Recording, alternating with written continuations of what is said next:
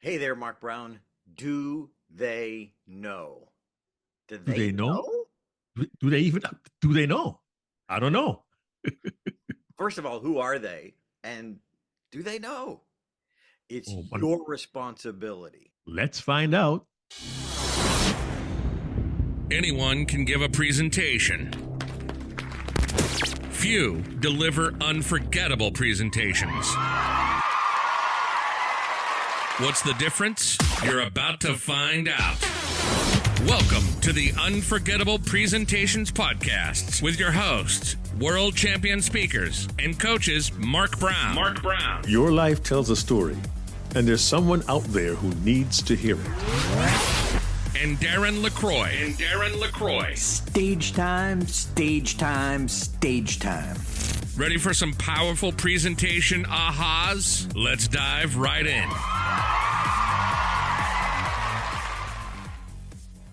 Hey there, Mark Brown. I always go back to the wisdom of Fripp, Patricia Yes. Fripp wisdom. If you don't know her, the first female president of NSA, our friend, our mentor, and our co-author for our book, Deliver Unforgettable Presentations. And Mark, this is your idea, and the first thing I thought of is something that Patricia says so eloquently.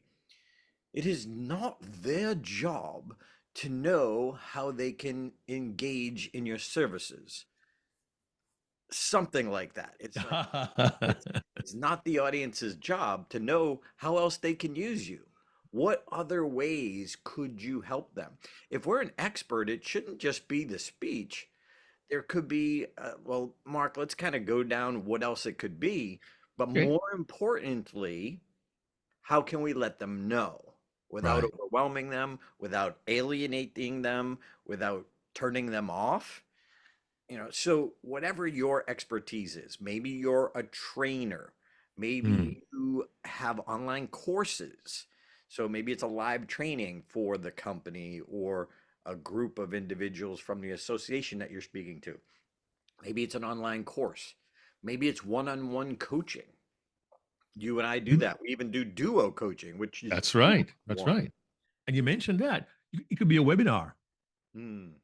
because sometimes I have done webinars for clients before. Didn't do a speech, but they paid for a webinar because they said, okay, we can't get him this time, or he gave a live talk this time.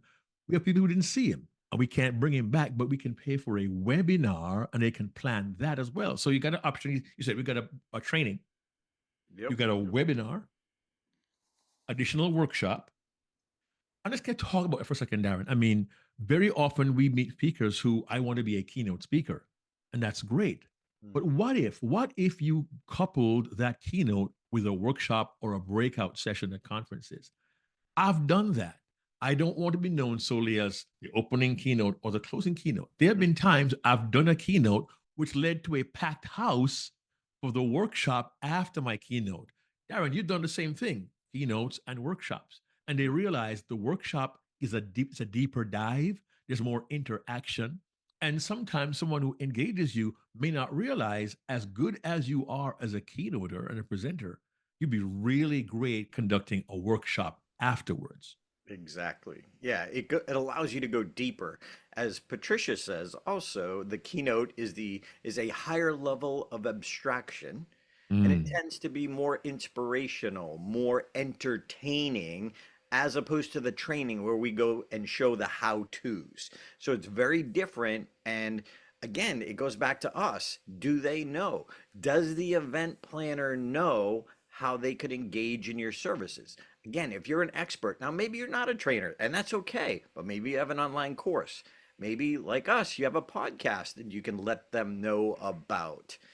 When we just sponsored the Toastmasters International Convention, there was our convention booth. We were having one-on-one conversations, and we led them to, hey, come join us for this training on Saturday. We rented a meeting room, and that allowed us to engage and show more value of what we do and how they could engage in us. We have Stage Time University. So here's a way they could stay connected to us, get coaching from us, and go through our step-by-step courses. So it gave them a plethora of ideas.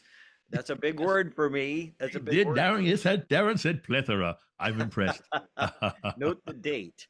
And just a super quick side note, if you're listening to this and it doesn't sound as high quality as normal, I'm on the road.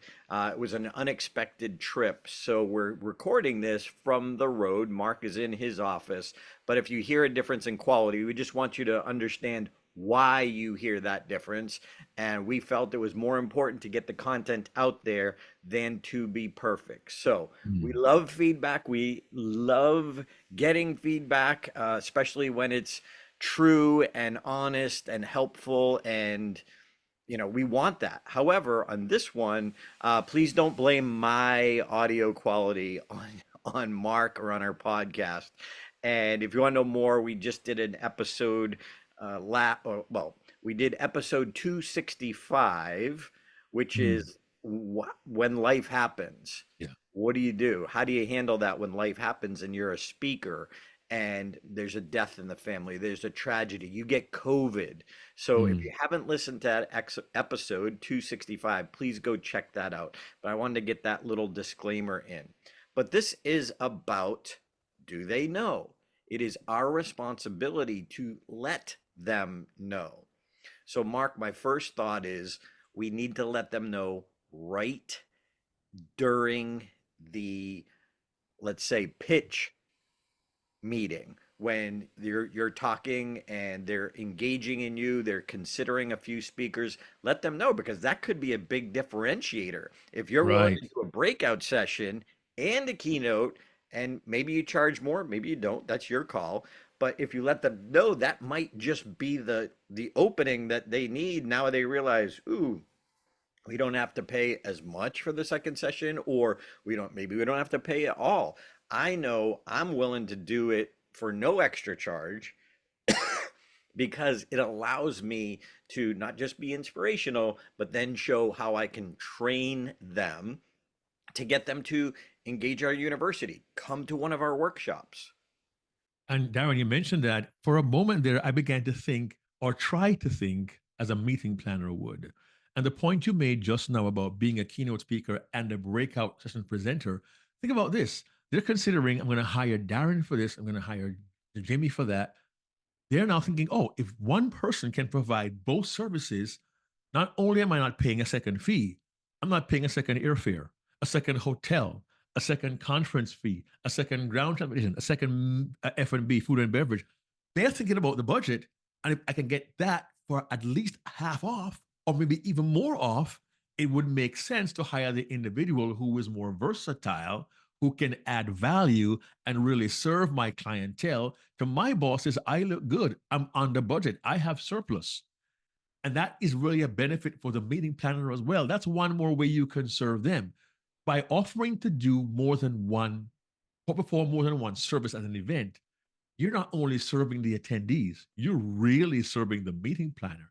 And when you make them look good, chances are they'll call you back. Yeah, and you may not look at this as marketing, but that's exactly what it is. It's differentiating you, it's adding more value. And by the way, so one is in the pre-call, when they're still deciding, when maybe call it a promotional call or a pitch call when you're pitching your services.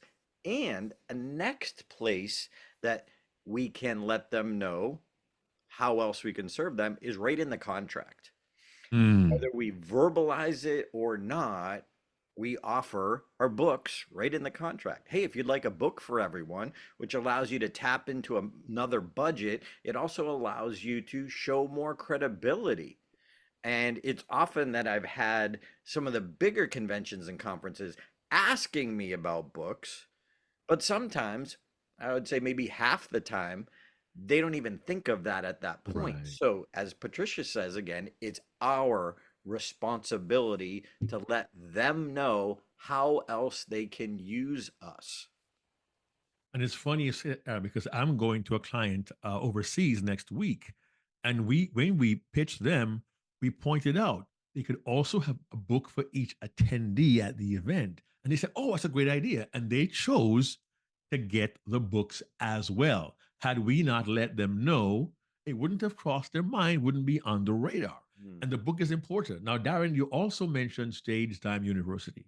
For some presenters, they could be part of a community or they're building a community, perhaps in their niche. They could be someone, for example, who talks to parents or moms, and they're building a community with moms and they speak to women's groups. Let them know, join our community, get involved, participate. We want to hear your voice. And they realize there's value beyond the presentation, there's value beyond the workshop. I can actually be involved in a community of like minded people. We can help each other. Bing, I'm in. And many people do that through Facebook or LinkedIn groups. But that's another option that you can let people know you can be a part of a like minded community that we can grow together. We can serve each other. We can help each other. And very often, because we want to be a part of something, we're humans, we want community. It's a very, very good option. But again, unless we tell them, they'll never know. They'll never know. Yeah, and I know our friends and fellow keynote speakers like Ron Carr, Dr. Jeff McGee, they are consultants as well. So they need to let people know in the before meeting, during their presentation, Mark. So let's talk about that. In your presentation, are you planting seeds? Are you planting seeds as content? So that's the key, not just pitching, but planting seeds as content. For example, at one of our workshops, we had somebody come up on stage and we were coaching them. And Mark, I just did this in a presentation last week in California, and I used the example of the gentleman we had who sat in front of the casket and delivered a prayer to his uncle, and how it was very poignant. And then later on, he walked across the stage and went somewhere else, and then talked about honoring his uncle's memory, and his uncle loved picnics. So he came back and stood in the same spot and spread out a picnic blanket. Talked about having a picnic to honor their uncle. Well, the problem was, and I asked the audience, do you see the problem? And some of them picked up on it right away. Some of them I had to point out that the casket was where he had the picnic. And so even though the audience might not have known what was happening, they might have felt uncomfortable and not even known why. Well, it was our job to create awareness to this presenter that he had to create two different scenes. Well, when I use that as content and an example that I have workshops and I do coaching. Do coaching, right? So if we use examples from our clients, from our courses, from our one-on-one consulting, within our presentation, the people who are looking for a coach or looking for a consultant, they're going to pick up on that. But it's content. So it's not just pitching, but it's using an example on how I help someone else. And the wisdom behind that, Darren, is this truth. For many emerging speakers, they may not realize this. Their organizations, individuals, groups, corporations, they don't like you to quote unquote sell from stage. Get up and pitch your book, your course, your idea. But if, as Darren says, if in the course, no pun intended, of your delivery of your presentation, you make it known. And I don't make a big deal of this, but in a presentation, I'll say, I often tell my coaching clients when we get together one-on-one about this. I often tell my coaching clients, I'm telling the audience, I accept coaching clients. It's not deliberately used as a strategy just to sell them. It does come out naturally in the course of my presentations because I do coach quite a bit. And when they hear, when I tell my coaching clients, I spoke at a National Speakers Association meeting some time ago, and that came out in my presentation. And 3 people approached me afterwards about coaching. I wasn't selling coaching from the stage. I mentioned, I work with my coaching clients. I tell them this particular technique. I talked about it. I was teaching a technique, but I said, my coaching clients. 3 words that got their attention. It can be that simple, and it's no hard sell. I say again, meeting planners don't want, they frown on selling from the stage blatantly, openly. Back in the room, go get my book. You don't need to do that. And I've seen some presenters actually quote their book Hmm. and show the book, not to say you can buy it in the back, but they mention the book and the quotation or the example, and they leave it there. And then somebody comes, hey, do you have any of your books? I saw you mentioned earlier. Oh, sure, I do. They're asking me for the book. I'm not selling them the book, but it's one more way to let them know what else is available, what else I offer, and ways I can add value to my presence and my time with them. Yeah, and I've never had an event planner come up to me and say, "Why did you use that coaching client example?" That's right. Because it worked. I've never said that. And that's another great point too, Mark. Depending now, by the way, you can't just mention coaching clients and expect people will come up to you because it Exactly. depends on the audience.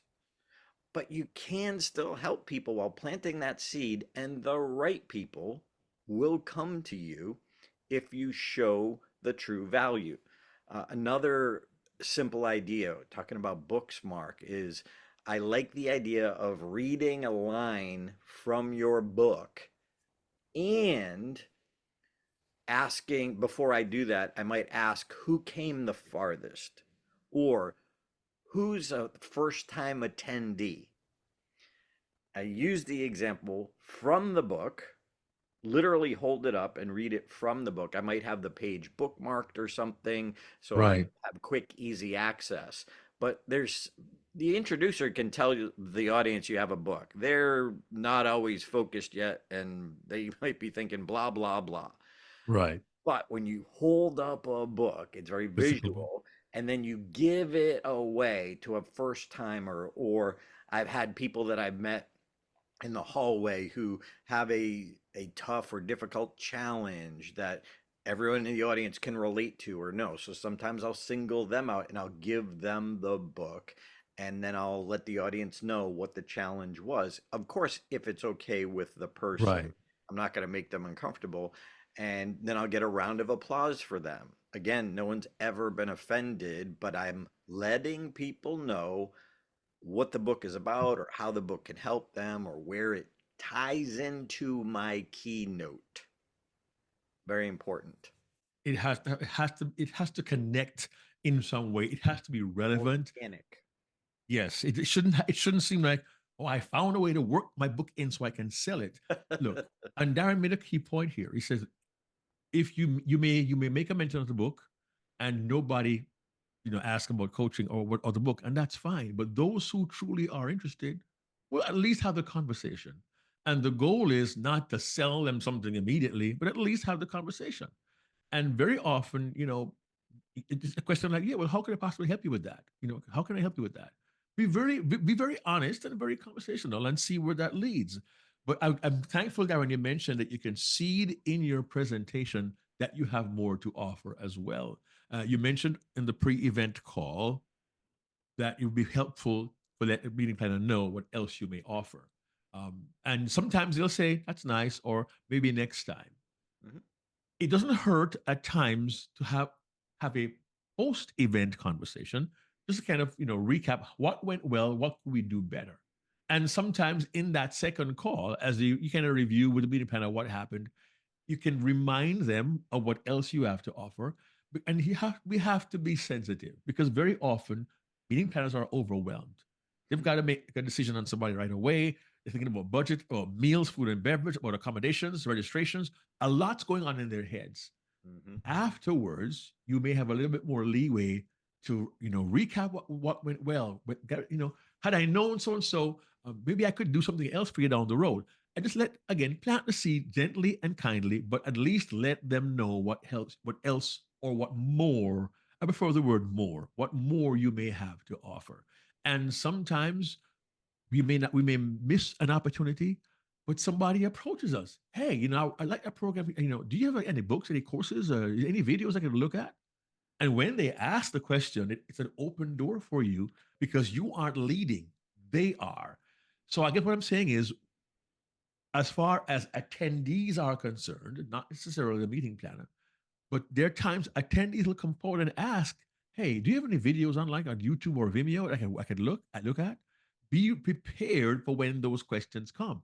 Almost anticipate when they come. What will I say if somebody asks these questions? I can recall last year in Bahamas. We were at your booth, Darren, or at your table in the Bahamas, and people were buying books from us, which was really cool. And somebody asked about, can I see a video somewhere? Can I see?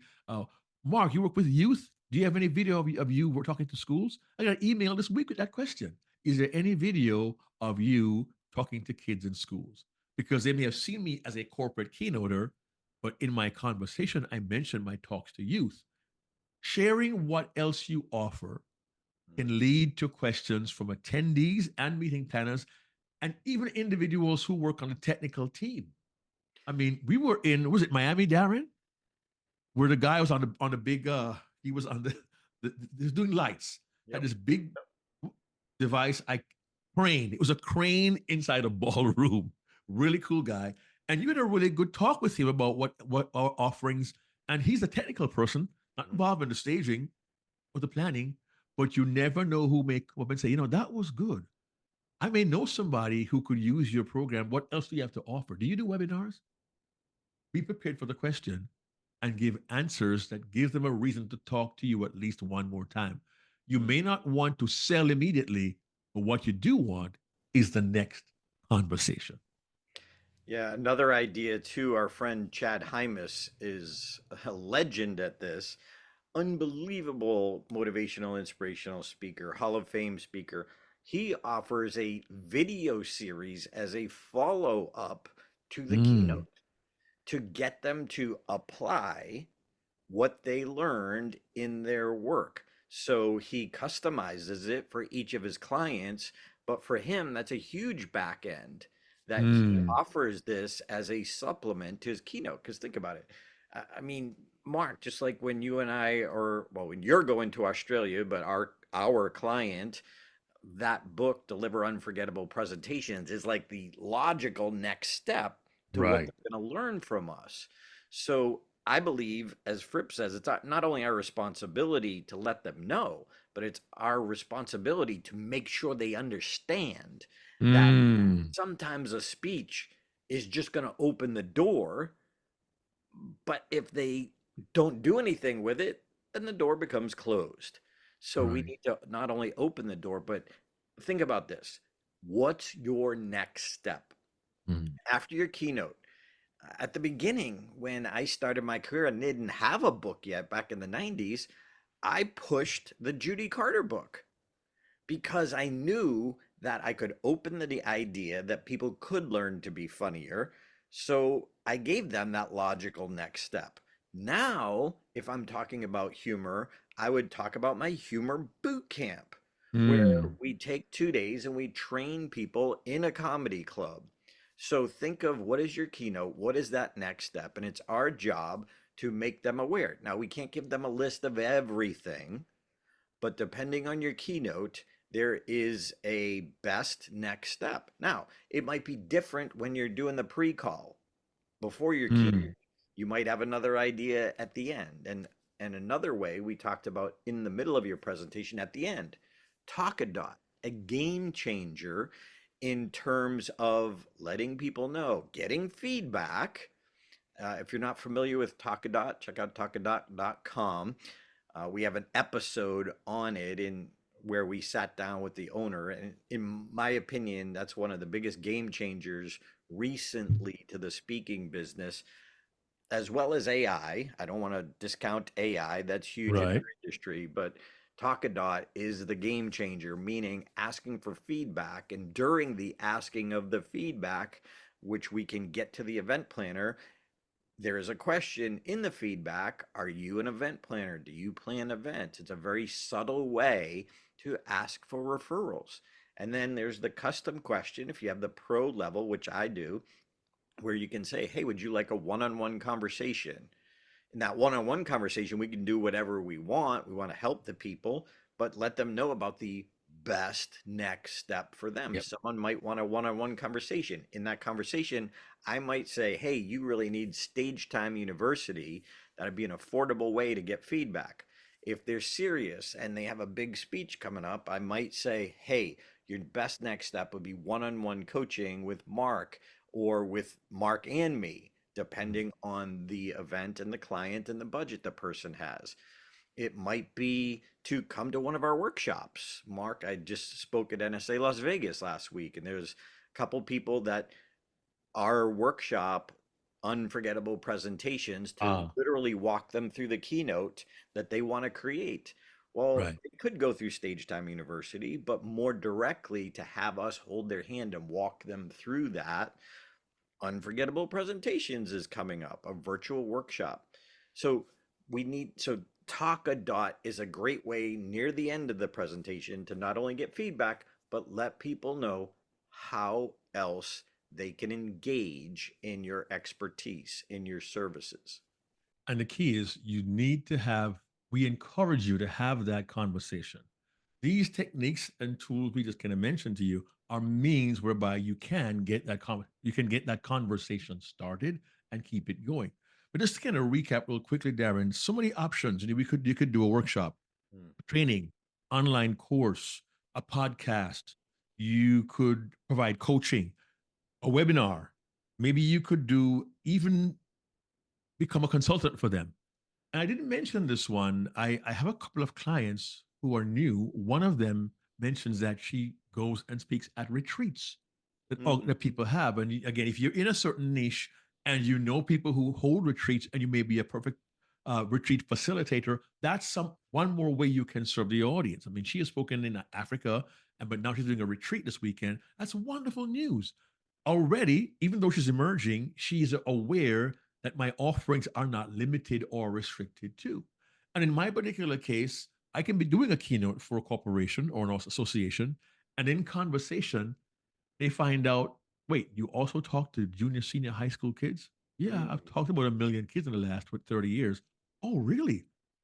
And I've gotten calls from people who said they referred me because they heard about me, and then it's a matter of just almost snowballs. But unless they know what you have to offer, and I just give you a huge list of options, where maybe you could, but never thought about it.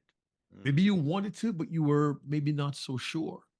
mm. Think about what more you can offer to add value and give greater value. And think about tools like TalkaDot will give you an opportunity right there to invite them to engage with you, tell you what they think of your presentation, but also find out in what other ways you can serve them. The key is you have to make sure they know, or they understand, and clearly see the ways that you can add value. Because if somebody asks you, do they know?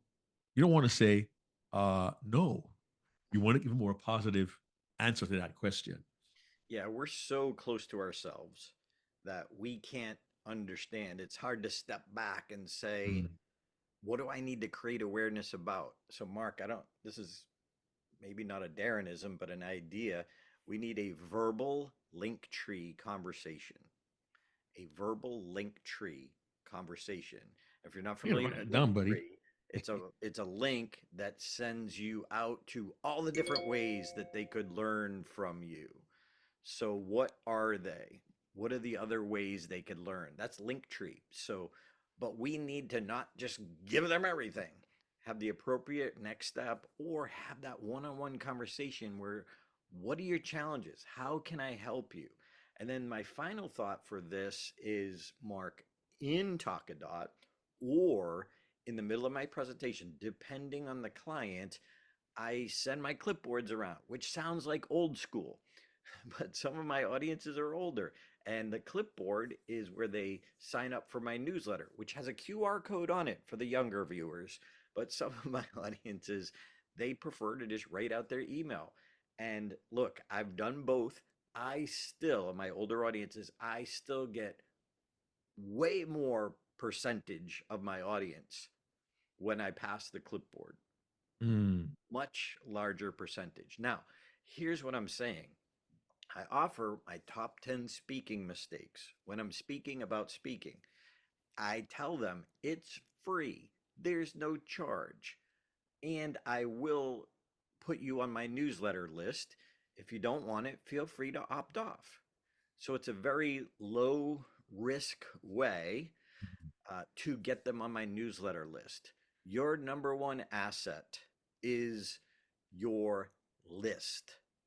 It has served me. It's how I use uh, how I get people to know about my other services. So I send out a newsletter, and here are my workshops. Here's Stage Time University. Here's my one-on-one coaching. So I show them in my newsletter ways that we can engage and help in a format that works for them.